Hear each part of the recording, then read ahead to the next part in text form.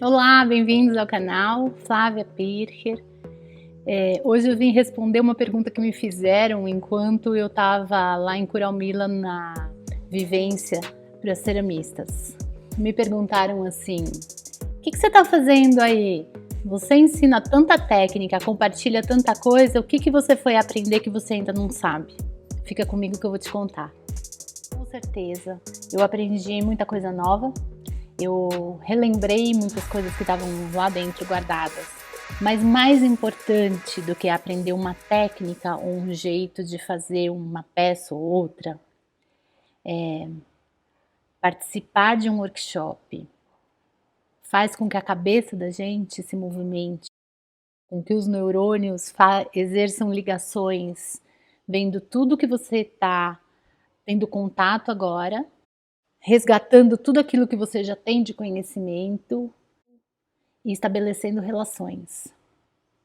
No final do período que eu fiquei em Curalmila, que é um centro de cerâmica de propriedade da Pelusa, o esquema lá funciona da seguinte maneira: ela, uma ou duas vezes por ano, organiza essas vivências para ceramistas com um período de 2 semanas em que tem demonstrações diárias por professores que ela convida, artistas que ela convida, e também ela ensina sobre as questões de queima no forno a lenha, no forno a diesel, e são feitas queimas a soda também. O que acontece é o seguinte: a Pelu se formou no Anderson's Ranch, nos Estados Unidos, ficou muito próxima do Doug Casbier, que foi o professor lá há muitos anos, e geralmente ele está em Curalmila, vem como professor, e ela convida muitos artistas e professores que geralmente são lá dos Estados Unidos, conhecidos do Doug. Nesse caso agora foi uma temporada muito especial, para lá de especial. Tava o Doug, tava o professor dele, que fez a contratação dele, que é o Brad Miller, que é uma sumidade na cerâmica. Como professores tinha o Doug, o David Pinto, que mora na Jamaica, fez cerâmica em Londres, e a Pelu. E mais os artistas convidados, que é o pessoal que trabalhou com ela no Anderson's Ranch como assistente do Doug na época em que ela iniciou. Então, assim, uma constelação de estrelas da cerâmica. Não são estrelas porque são snobs, são estrelas porque sabem muito, porque brilham, porque compartilham, porque são pessoas maravilhosas. E a gente tinha uma média de 3 a 4 demonstrações por dia desses professores, desses artistas e das pessoas convidadas como eu que estavam lá e que às vezes demonstravam coisas também. Foi uma troca riquíssima. E por que eu fui lá? O que eu aprendi de tão interessante assim? Começando pelo fim, no último dia, o Doug pediu para a gente pegar uma peça que fosse significativa e que simbolizasse tudo que a gente tinha aprendido. A peça que eu peguei foi essa aqui, um bowl que eu aprendi a fazer com o David Pinto, da Jamaica. Por que eu peguei esse bowl? Eu faço milhões de bowls. Tornear eu já torneio. O que tem de tão interessante? Eu vou te contar. O David mostrou pra gente como que ele faz para tornear essa peça triangular. E a peça sai triangular do torno. Ele mostrou como ele sobe o cilindro, como ele faz ela ficar triangular, como ele continua torneando, qual que é o ângulo, todas essas questões técnicas. Mas até aí, novidade nenhuma, porque eu já fazia peças triangulares saindo do torno. Inclusive, são pratos que fizeram bastante sucesso e prato que já foi para restaurante, já vendi para público final. Vários modelos de pratos triangulares, prato gota, que também sai assim do torno.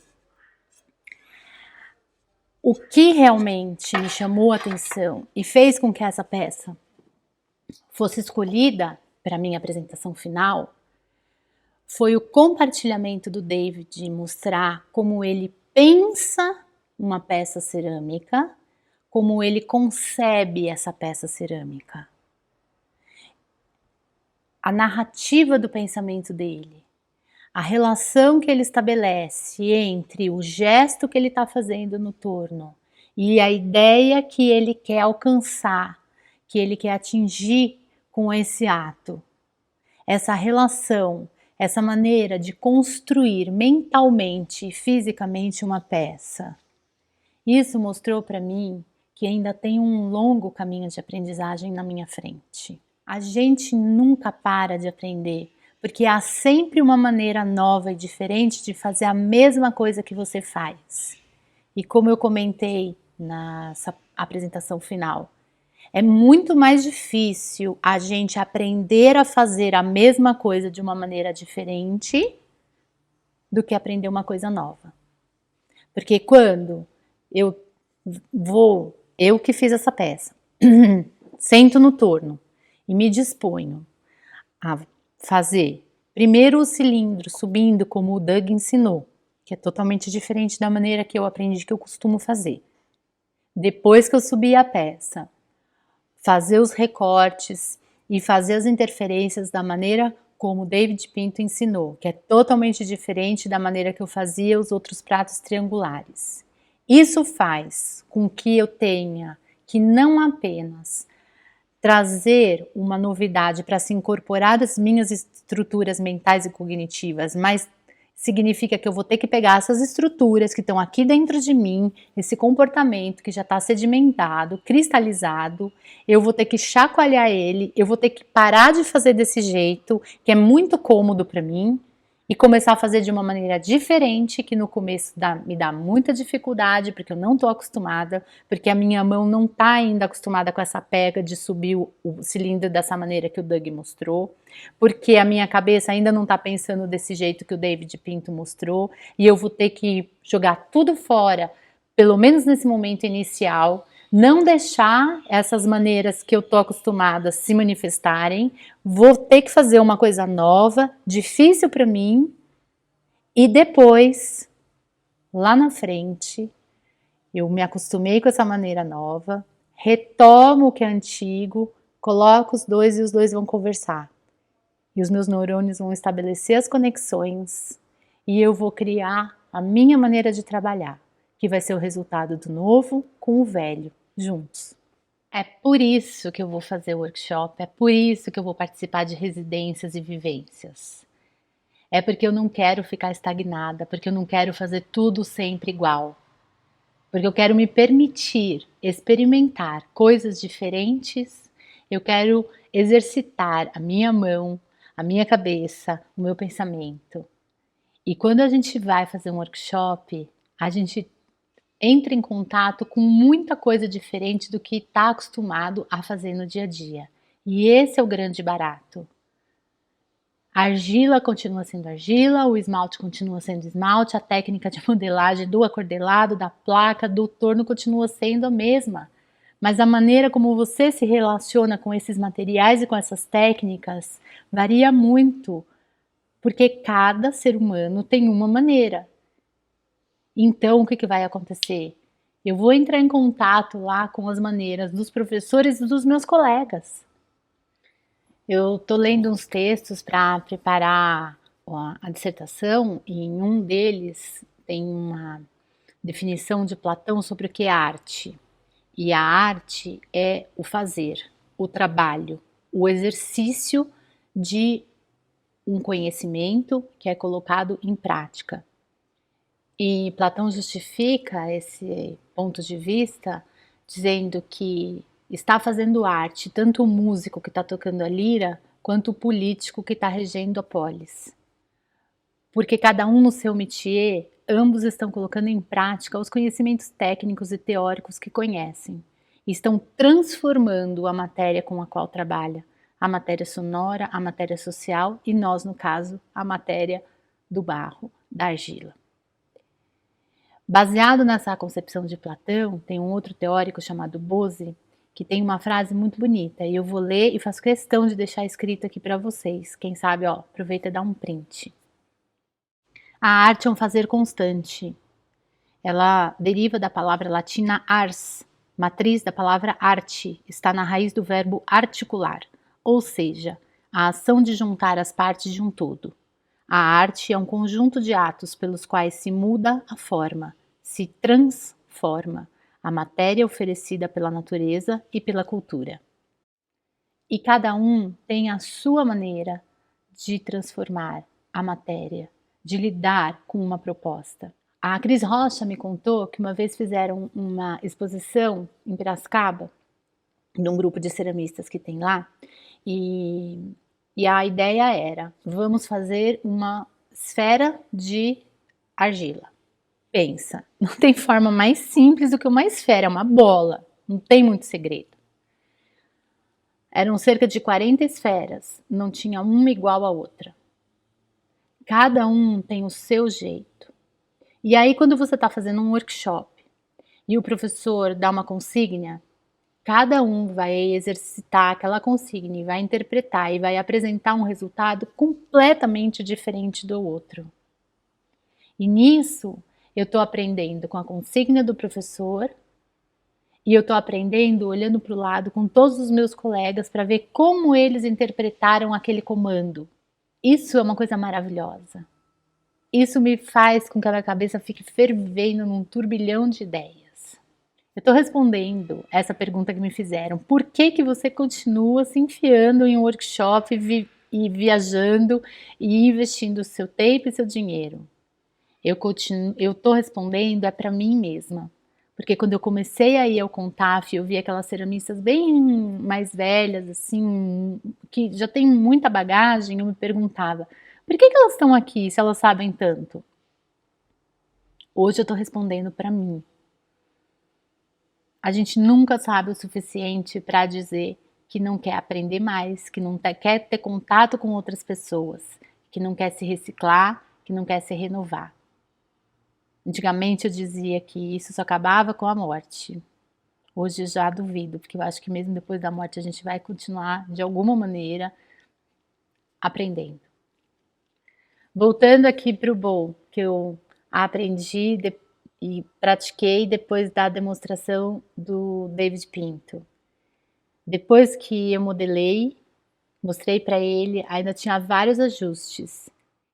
E nesses ajustes ele me mostrou e eu tive vários insights sobre o formato de dentro e de fora, sobre o acabamento do pé, sobre a espessura, sobre os tipos de curva de uma peça, sobre as bordas e continuando. A maneira de esmaltar, as intervenções na esmaltação, a forma de banho, a forma de imersão. Esse bowl representa para mim uma infinidade de possibilidades de aprendizagem. Ele mostra para mim que nunca vai acabar, que essa roda, ela não se fecha em si mesma. E que sempre, sempre, sempre a gente deve se desafiar. Desafiar a fazer coisas novas, desafiar a fazer coisas velhas de maneiras diferentes. Eu acho que esse é o grande barato da cerâmica. Então, eu continuo sim fazendo workshops, inclusive o David Pinto tem uma propriedade, uma escola de cerâmica e uma produção de cerâmica na Jamaica, e ele comunicou lá, gente, ele convidou que vai ter um workshop, uma vivência de, acho que são 10 dias, eu vou deixar aqui no link, no descritivo, o contato do Instagram e do site dele. Uma boa oportunidade para quem tem vontade de fazer workshop fora do Brasil, de entrar em contato com os ceramistas de outras culturas, outras nacionalidades, ver como que essas pessoas trabalham com a cerâmica, qual é o conceito deles, qual é a maneira com que eles se relacionam com essa matéria e transformam essa matéria. Agora, finalizando, a transformação da matéria, ela só acontece principalmente na cerâmica por dois motivos principais. Porque a gente tem conhecimento sobre esse material e porque a gente tem capacidade técnica. Porque na cerâmica, se você não souber modelar, a peça não vai a termo, ela desmonta. Se você não tiver conhecimento técnico para saber sobre queimar, qual esmalte você tem que usar, qual é o material, a peça explode, a peça não acontece. Mas tenha sempre em mente que a matéria e a técnica, elas devem estar a serviço da expressividade, da alma, daquilo que você quer transmitir como mensagem do seu trabalho. Não é a técnica pela técnica. E isso é bem profundo. Quando eu sentei no torno, eu queria fazer este bowl. Por quê? Porque eu queria entender essa maneira de pensar a peça, eu queria entender a maneira de chegar nessa cor, e é por isso que hoje, quase 20 anos depois, eu consigo entender claramente o que a Magali Ercolim falava para mim quando eu comecei a cerâmica. Quando você quiser fazer uma peça, pensa na peça pronta. Por que pensa na peça pronta? Pensa no visual dela, pensa em como que você quer que essa peça seja vista, percebida. E depois a gente vai traçar o caminho para você chegar lá, nesse ponto, nessa peça. Percebe que é diferente de eu pegar uma técnica, olha, técnica de relevo, vou fazer, tchum, tchum, tchum. O que eu quero fazer com essa técnica? Não sei. Mas por que eu tô usando? Não sei. É a técnica pela técnica. Nossa, argila de pintinha, que bacana, vou usar. Por que argila de pintinha? Por que você escolheu? Tem que ter um motivo. Então, primeiro você concebe a peça mentalmente e depois você escolhe qual é a técnica, qual é a matéria, qual é a argila, qual é o esmalte que você vai usar para chegar nessa peça final. E essas escolhas, elas têm que ser escolhas conscientes. E para você conseguir escolher qual é a técnica, qual é a matéria, você tem que conhecer, você tem que saber. É para isso que a gente estuda, é para isso que a gente vai no workshop. Mas não é só para ficar aprendendo e colecionando um monte de técnicas. É para enriquecer o seu repertório. Mas o objetivo final é você conseguir transmitir a sua mensagem pessoal com essa peça. A minha mensagem pessoal dessa peça, quando eu olho para ela, é: nunca pare de aprender.